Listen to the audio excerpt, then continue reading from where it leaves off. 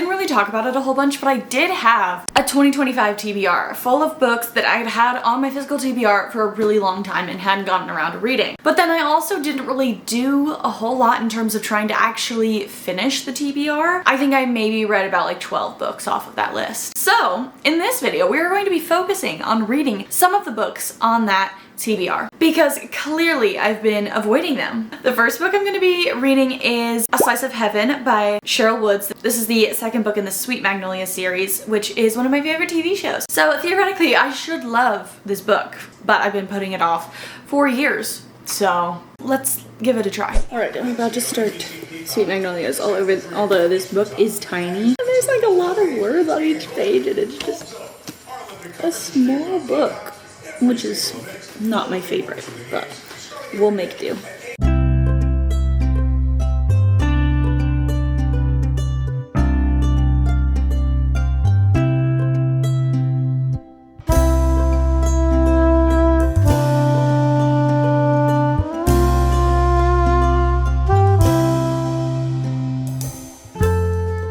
Many hours later, I am on page 85 of A Slice of Heaven by Cheryl Woods, which is a fair amount. I think I'm about a quarter of the way through the book, which, considering how tiny the font is, I'd say is pretty good. I just got home from getting my tires rotated and I took my book and I read about 53 pages while I was there.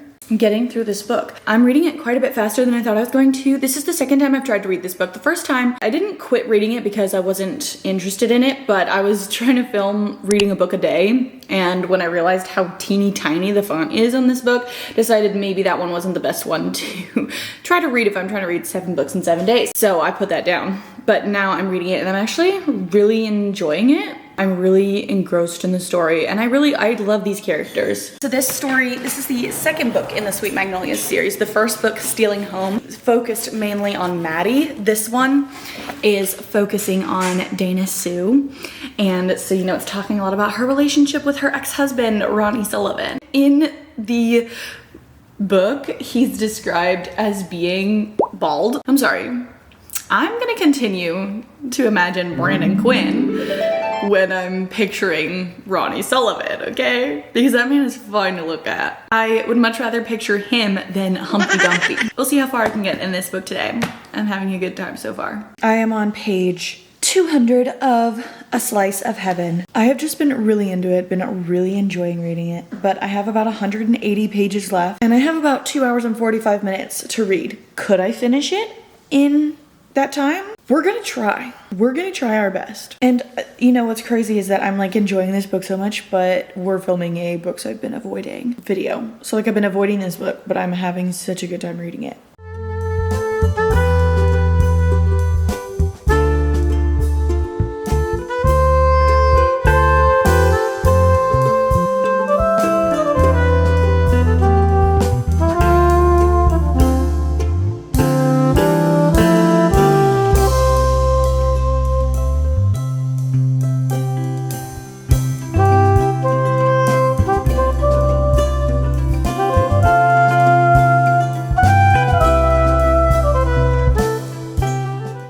Hours later, I finished A Slice of Heaven. Guys, I had such a fun time reading this, which is silly to say.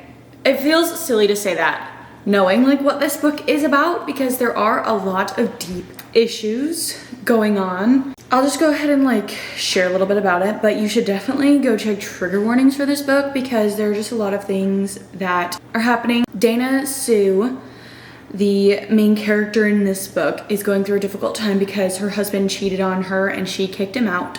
So it's been a rough 2 years, but something happens at the beginning of this book and her daughter Annie lands in the hospital and it's gonna be like a long road to recovery. So she has to reach back out to her ex, obviously.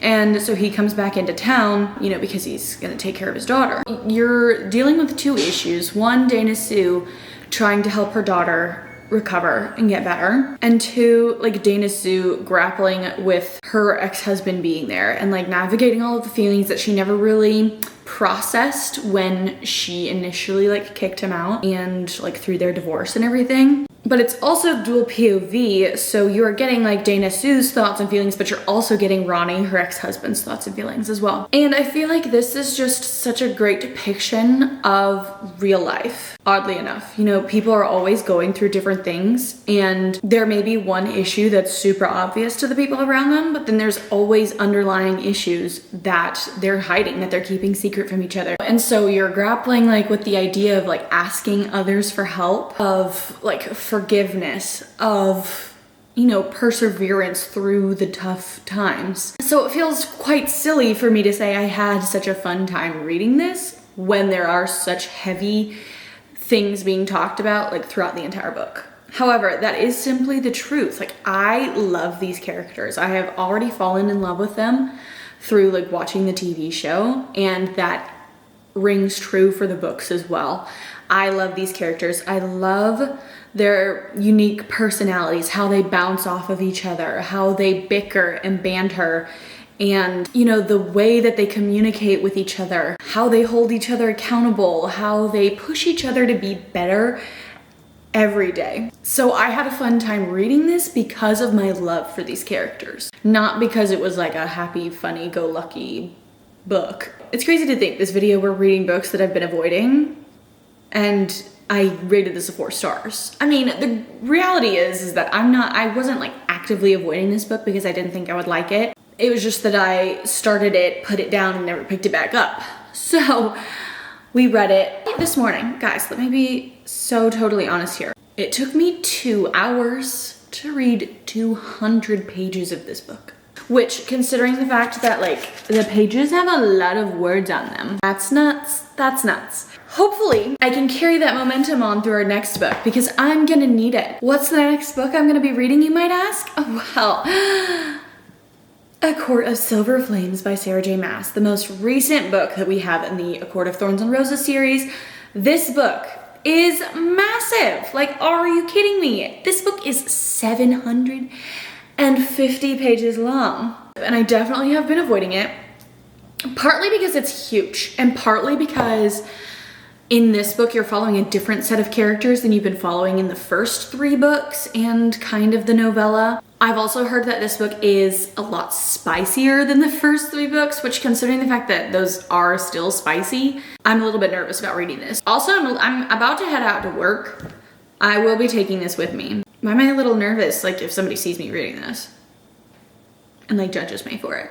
Who cares? I'm gonna read it anyways. Good morning. I am 350 pages into A Court of Silver Flames, and I had heard that this book was kind of polarizing depending on people's opinions of Nesta, because this is the first book in the A Court of Thorns and Roses series that is not following Feyre. It is following her sister, Nesta.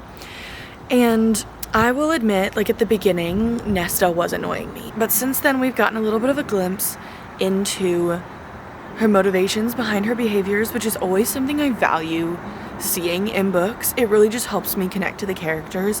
And in those tiny little glimpses that we see into like the true Nesta is heartbreaking. I will say it is definitely spicier, which is not really my cup of tea. I much prefer an emotional connection between 2 characters, and you are kind of seeing that, but it's definitely a much more physical relationship than I personally prefer. But it's a very nice morning. The puppy and I thought it'd be nice to come out and spend some time outside and say hi to the people. So yeah, I'm gonna sit out here for a little while, probably about an hour, get some reading done. I feel like if I try, I could actually finish this book today.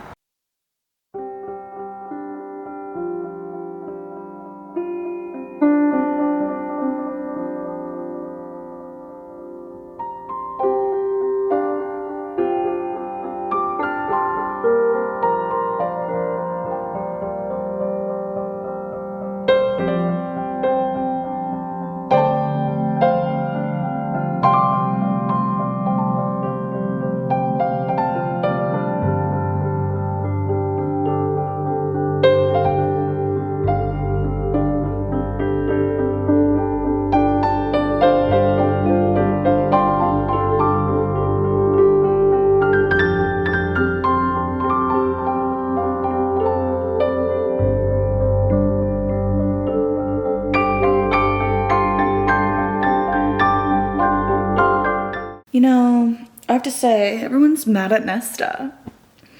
Ever stop to think that, like, maybe Nesta's right? Like, maybe this isn't Nesta's fault? Like, if maybe you had just, like, done a little bit of thinking in the beginning, like, this wouldn't have happened for Nesta to, like, cause an issue to begin with. Like, whoa, hello.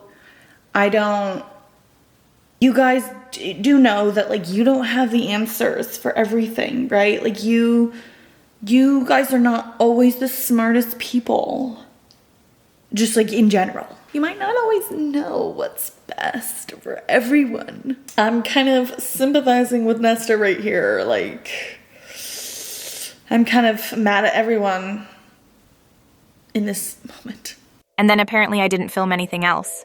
But I really enjoyed A Court of Silver Flames. I gave it a 4.5 stars. Anyways, thanks for watching. Bye!